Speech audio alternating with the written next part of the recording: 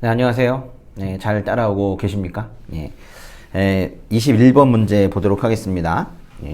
관세법상 보세운송에 대한 설명으로 옳지 않은 것은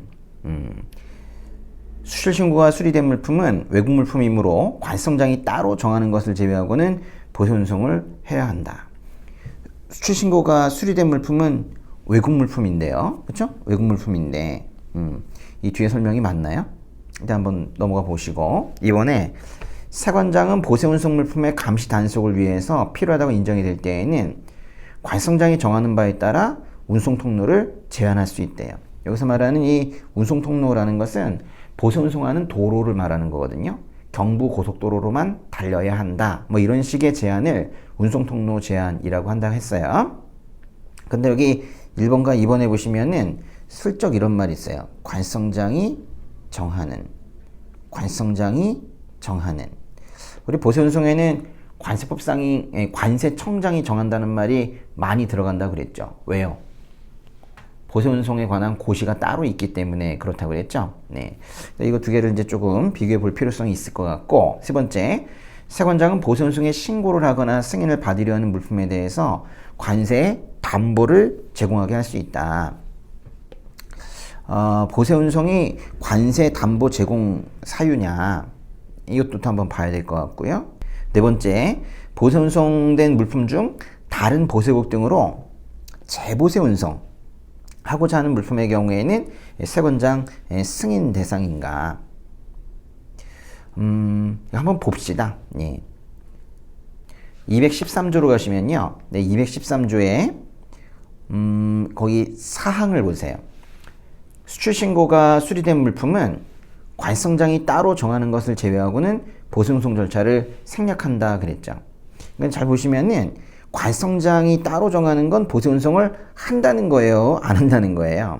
그러니까 원래 수출신고가 수리된 물품은 보세운송 절차를 생략하는데 관세청장이 따로 정하는 것을 제외한다 했으니까 관세청장이 따로 정하는 건 예외적으로 보세운송을 해야 된다는 거네요. 그 다음에 216조, 세관장은 보세운송 물품의 감시 단속을 위해서 필요하다 인정이 될 때에는 관세청장이 정하는 바에 따라 운송 통로 제한한다고 그랬죠. 218조에 보시면은 세관장은 보세운송에 신고를 하거나 승인을 받으려는 물품에 대해서 관세의 담보를 제공하게 할 수 있다 그랬어요. 시행령 226조를 보시면은 거기 3항에 보세운송 승인 대상 중에 제일 첫 번째로 나오는 것이 바로 재보세 운송하고자 하는 물품입니다. 각각이 어디에 위치해 있는지 이렇게 찾아보는 게 그게 훈련이에요. 그래서 이제 문제를 보시니까 답은 1번인 거 알 수 있네요. 어느 부분이 틀렸어요? 수출신고가 수리된 물품은 관세청장이 따로 정하는 것을 제외하고는 보세운송을 하여한다 아니라 보세운송 절차를 생략한다 이겠죠? 이 뒷부분이 틀렸습니다. 그런데 이제 이 문제는 조금 더 헷갈리게 만들고 싶었는지 원래 없는 문장을 갖다 집어넣어놨는데 바로 이 부분이죠. 수신과 수리된 물품은 외국 물품인 건 맞지만 이거는 법에는 없는 표현입니다. 쓸데없는 표현이에요. 수신과 수리된 물품은 관세청장이 따로 정하는 것을 제외하고는 보세운송 절차를 생략한다. 이렇게 간단하게 해야 될 겁니다. 22번 문제 보겠습니다. 다음 괄호에 들어갈 말이 다른 하나는 그랬어요. 하나하나 보시죠. 1번에 용도세율이 적용된 물품은 그 수입신고 수리일부터 3년의 범위에서 대통령이 정하는 기준에 따라 뭐뭐뭐뭐에는, 이 뒷부분에 해당 용도 외의 다른 용도에 사용하거나 양도할 수 없다는 게 바로 사후관리인데, 그 용도세율 물품의 사후관리 기간을 지금 말하고 있는 것 같아요. 그렇죠? 네. 수입신고의 수리일부터 3년의 범위에서 대통령이 정하는 기준에 따라 뭐뭐뭐에는 그랬는데, 여러분 혹시 그거 기억나세요? 3대관? 송대관 말고 3대관. 3대관. 그래서 여기 들어갈 말은 무슨 말이 들어가야 되겠어요? 관세청장이 정하는 기간, 이렇게 들어가야 되겠죠? 1번은 맞습니다. 2번에 보세창고에 장치된 외국 물품의 장치기간은 1년의 범위에서 무엇으로 한다. 보세창고에 장치된 외국 물품, 이게 뭐 가장 일반적인 경우죠. 보세창고야 외국 물품이 주인공이니까요. 근데 그때 장치기간은 1년의 범위에서 무엇으로 한다. 다만 세관장이 필요하다고 인정이 되면 1년의 범위에서 연장할 수 있다. 그래서 이 세관장이 연장을 하지만 최초의 그 장치 기간을 정하는 건 역시나 관성장이 정하는 기간이죠. 그래서 여기도 마찬가지로 관성장이 정하는 기간이라고 들어가면 되는 거예요. 세 번째, 보세운송은 뭐뭐뭐 내에 끝내야 한다. 이 보세운송 기간을 말하고 있는 거네요. 보세운송은 그 구체적인 보세운송 기간을 관성고시에서 말하고 있거든요. 그러니까 이 부분도 역시나 마찬가지로 관성장이 정한 기간 내에 끝내야 한다라고 해야 될 거예요. 4번, 기획재무를 정하는 물품을 수입신고 수리부터 1년의 범위에서 대통령이 정하는 기준에 따라 뭐뭐뭐에 다시 수출하는 경우 그 관세를 면제할 수 있다 그랬는데요. 뭐 이게 지금 다시 수출이라는 말이 나오는 거 보니까 이거는 지금 재수출 면세 또는 재수출 감면세 뭐 그런 정도의 지금 나오는 표현 같아요. 근데 보니까 1년짜리 좀 짧은 재수출 기간이 나온 거 보니 97조의 재수출 면세인 것 같습니다. 수입신고 수리부터 1년의 범위에서 역시나 대통령이 정하는 기준에 따라. 근데 여기 보니까 3대관이 아니네, 그죠? 1, 대, 그럼 여긴 관인가요? 한번 찾아보고 오겠습니다. 네, 97조인데요. 잘 보세요.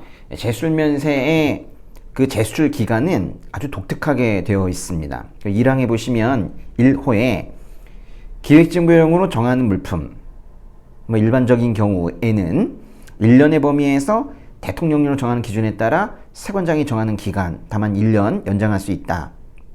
두 번째, 1년을 초과하여 수출하여야 할 부득이한 사유가 있는 그 물품의 경우에만 단순히 세관장이 정하는 기간인 거죠.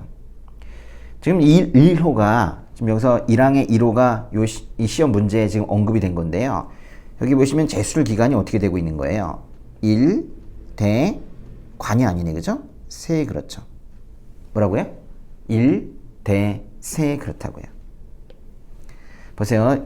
다시 문제로 돌아오시면은 4번이 결국 답인데요. 수입신고 수리부터 1년, 그죠? 1년, 그리고 대통령령, 그리고 여기는 뭐가 들어가야 된다고요? 세관장이 정하는 기간, 이렇게 돼야 됩니다. 그래서 여기 지금 위쪽에 있는 용도세율의 경우에는 송대관 아니고 3대관 그랬는데 4번에 보시면 이 감면 중에서 특별히 재수출 면세의 경우에는 1대세 그래요. 뭐라고요? 1대세. 이렇게 좀 같이 외워두도록 그렇게 하십니다. 예. 그 다음 23번 문제 보겠습니다. 관세법상 특정 물품에 적용될 품목분류의 사전심사에 대한 설명으로 옳지 않은 것은? 특정 물품에 적용될 품목분류의 사전심사. 이게 말 그대로 품목분류 사전심사 제도입니다. 내 물품의 HS 코드가 무엇인지 잘 모를 때 관성자에게 물어보는 제도잖아요. 예. 누가 물어봐요? 수립하려는 자 물어볼 수 있죠. 또 수출물품 제주자도 물어볼 수 있죠. 또 관세와 관세법인 통관취급법인도 물어볼 수 있다 그랬어요. 언제 물어봐요? 사전이 뭐예요? 이 사전이라는 게 바로 수출입신고 하기 전이었죠. 누구한테 물어봐요? 관성자한테 물어봅니다. 이게 바로 품목분류 사전심사 제도예요. 1번은 맞는 말이고 이것이 품목분류 사전심사의 정의이기도 합니다. 2번, 변경일부터 30일이 지나기 전에 이 변경한다는 게 뭐예요? 품목 코드에 대해서, HS 코드에 대해서 관성자한테 물어봤는데 답이 나왔다가 그것이 번복이 되는 경우, 한 번 결정난 것이 다른 결정으로 바뀌는 것을 우리가 변경이라고 하는데, 변경일부터 30일이 지나기 전에 우리나라에 수출하기 위하여 선적된 물품에 대해서 변경 전에 품목분류 사전심사 결과를 믿고 큰 계약을 체결했던 그런 사람이라면 이것이 나중에 변경이 되었을 때 크게 당황할 수 있어요. 그래서 당분간은, 그래서 이전에 변경 전에 품목분류를 적용할 수 있도록 하는 그런 예외가 있죠. 2번 계속 보시면 변경일부터 30일이 지나기 전에 우리가 수출하기 위해 선적된 물품에 대해서는 그 변경된 품목분류를 적용하는 게 수입신고인에게 유리해서 하는 게 아니라 변경 전에 것이 유리하니까 내가 잠깐 동안 한 30일 동안만큼은 변경 전에 걸 사용하고 싶다라고 말하는 거잖아요. 그래서 여기도 변경 전에 품목분류를 적용할 수 있다. 이래야 될 거예요. 이 별표 아주 중요하고 지금 이게 옳지 않은 거 고르는 거니까 답은 2번이겠네요. 3번 보시면 품목분류 심사 결과의 통지를 받은 자는 통지 받은 날부터 30일 이내에 관성자에게 재심사를 신청할 수 있다 그랬는데 여긴 지금 재심사 기간이 30일인지를 묻고 있는데 이것도 맞는 말입니다. 4번에 보시면 사전심사 또는 재심사한 품목분류가 변경이 되거나 재심사 결과 품목분류가 변경이 된 경우 품목분류 유효기간은 해당 통지를 받은 날부터 3년이다 그랬는데 변경이 되었건 변경이 되지 않았건 하여간에 품목분류 사전심사에서 어떤 결정이 나게 되면 그 결정은 3년 동안 유효합니다. 여기도 3년이네요. 그러고 보니까 뭔가 비슷한 게 있어요.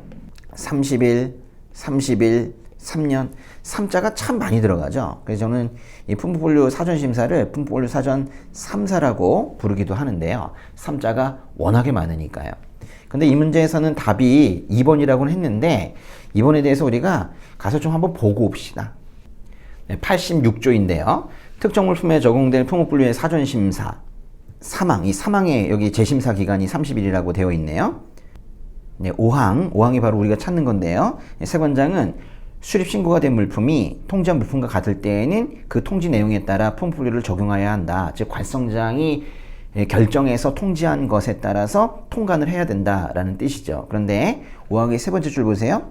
품목분류가 변경이 되었을 때에는 그 밑에 줄 변경된 품목분류를 적용하는 것이 원칙이죠. 변경이 됐으면 변경이 된 거를 적용하는 게 맞잖아요. 근데 여기 1호에 변경일부터 30일이 지나기 전에 우리나라에 수출하기 위해 선적된 물품에 대해서 변경 전의 것을 적용하는 것이 수입신고인에게 유리할 때에는 변경 전의 품목분류를 적용한다. 말하자면 한 30일 동안에는 한 연장해서 적용할 수 있도록 하는 그런 규정이 여기에 있었던 겁니다. 이거 어떻게 외우면 좋다고 그랬어요? 30일이 지나기 전에 우리나라에 수출하기 위하여 선적된 물품에 대해서 변경 전의 품목분류를 적용하는 것이 수입신고인에게 유리한 경우에는 변경 전의 품목분류를 적용하면 좋겠다. 그래서 전적전전 이렇게 하시면 되는 거죠. 근데 다시 문제로 돌아와 보시면은 변경일부터 30일 지나기 전에 우리나라에 수출하기 위해 선적된 물품에 대해서 여기 지금 없잖아요. 그죠? 변경 전이라고 해야 되는데 또 이 부분도 변경 전이라고 해야 되는데 맞죠? 네, 이렇게 찾아낼 수 있어야 되겠어요. 24번 보겠습니다. 다음 중 관세법 제90조 학술연구용품 감면세에 따른 감면 대상에 해당이 되는 것은 무엇인가? 이 감면의 종류를 묻고 있는 거네요. 1번에 국제 적십자사, 외국 적십자사, 이 적십자사 나오는 것들은 뭐예요? 이런 것들은 종교용품, 자선용품, 장애인용품 면세에 나오는 거겠죠? 특별히 이거는 뭐 자선용품으로 분류할 수 있겠습니다. 두 번째, 박람회 국제경기대회, 그 밖에 이에 준하는 행사에 참가하는 자가 수입한 물품. 이건 어디에 나오는 거예요? 이거는 특정 물품 면세에 나오는 것이죠. 3번에 정부가 직접 수입하는 간행물 등 이건 말 그대로 정부가 나온 거 보니까 정부용품 면세에 나오는 거죠. 4번에 산업기술연구개발 요 말을 잘 알아야 되겠는데요. 여기는 딱 학술연구라는 말은 없고 산업기술연구라고 좀 비슷하게 되어 있는데 이것이 바로 학술연구용품 감면에 있는 내용이죠. 요건 요만큼 보시면 되겠습니다. 25번 보겠습니다.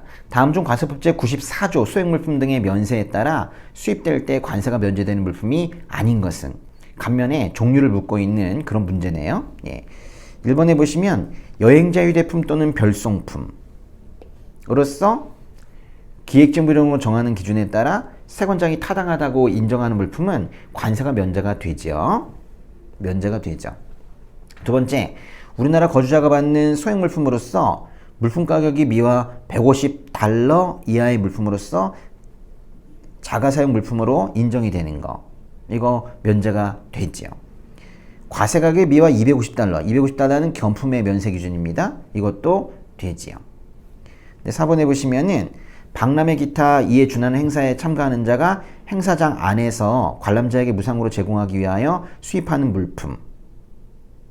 이 박람회 참가자에게 관람자에게 무상 제공하는 물품. 다만 정상 도착 가격이 미화 5달러 이하의 것으로서 세관장이 타당하다고 인정하는 것. 관세가 면제되죠. 근데 중요한 것은 관세는 면제되는데 관세가 면제가 되는 그 근거 기준이 뭐냐는 거예요.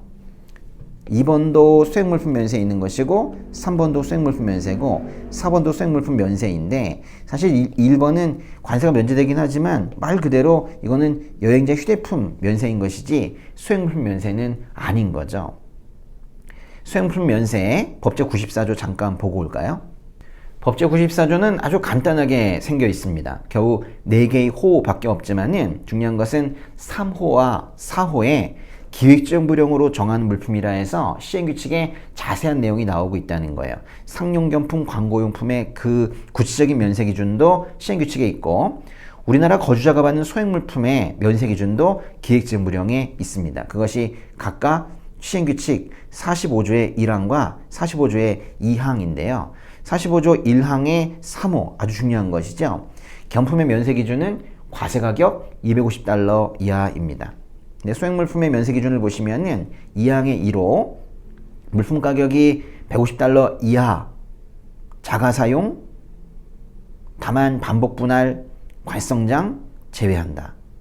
2호 박람회 관람자 정상 도착 가격 5달러 세관장 한한다. 그랬죠. 그래서 여기 외우실 때에도 자가사용, 반복분할, 괄성장, 밑에는 박람회, 관람자, 세관장 이렇게 세 글자씩, 네 글자씩 이렇게 맞춰서 외워두시라고 그랬어요.